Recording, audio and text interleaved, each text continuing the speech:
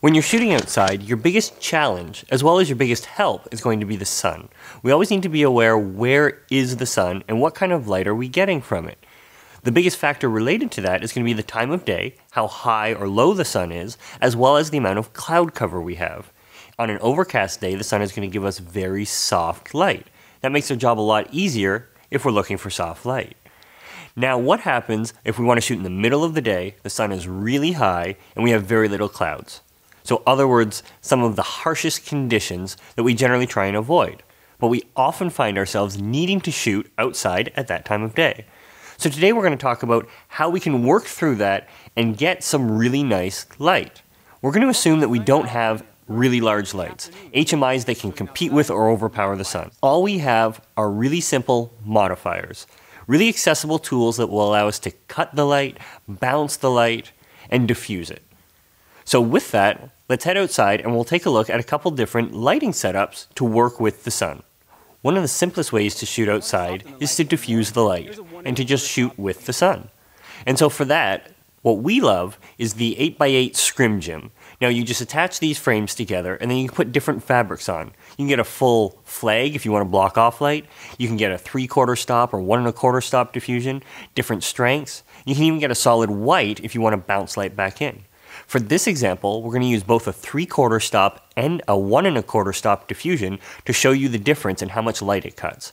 Now all we're going to do is hold this 8x8 frame with diffusion up in between our talent and the sun and look at how soft the light becomes on their face. Right away we're able to shoot and get a very strong image. Also keep in mind to really think about your background.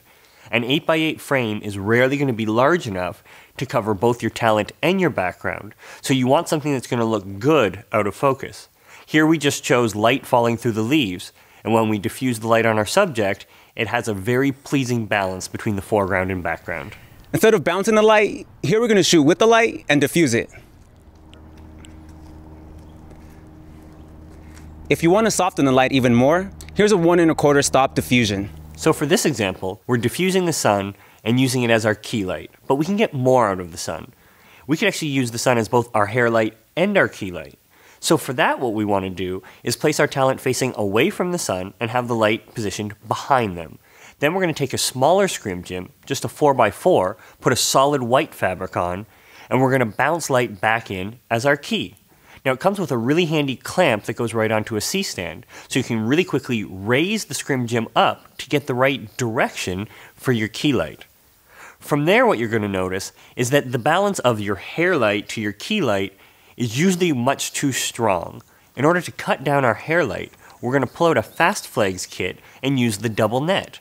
Now you may recall that a double net just cuts light. It does not change the quality of light. So we're going to hang a double net in between the talent and the sun, thereby cutting the light down and reducing the ratio between our hair light and our key light. So here you have it, a 4x4 scrim gym with a solid white fabric, bouncing light back in as our key light, and then a double net at the back, cutting down the sun as our hair light, and you get a really nice balanced image. Welcome to sunny California, where it's 3:30 in the afternoon, and we're shooting outside with modifiers. So if we find ourselves shooting outside and it's a cloudy day, what we want to look at is how much light is coming through and how much shape we're actually getting. Often we're going to find that the amount of shape is really appropriate for what we want to shoot, and it produces a very soft image.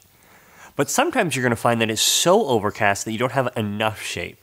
So a tip to actually get more shape on an overcast day is to take a 4x4 scrim gym, put a solid black on, the flag, and then use that as a negative fill. So in here, we're going to actually put this on the opposite side to the key, and then we're going to put it really close to our subject, and that's going to prevent any light from coming in on that side. And you notice it's going to bring it down several stops and give you much more shape on their face. So we've shown you some super simple techniques on how you can shoot outside with the sun. Now keep in mind that while we're showing these in an interview type setting, these techniques work in many other types of shoots outside as well. Especially if you utilize the larger scrim gym in an 8x8, you can move around and get soft light wherever you go.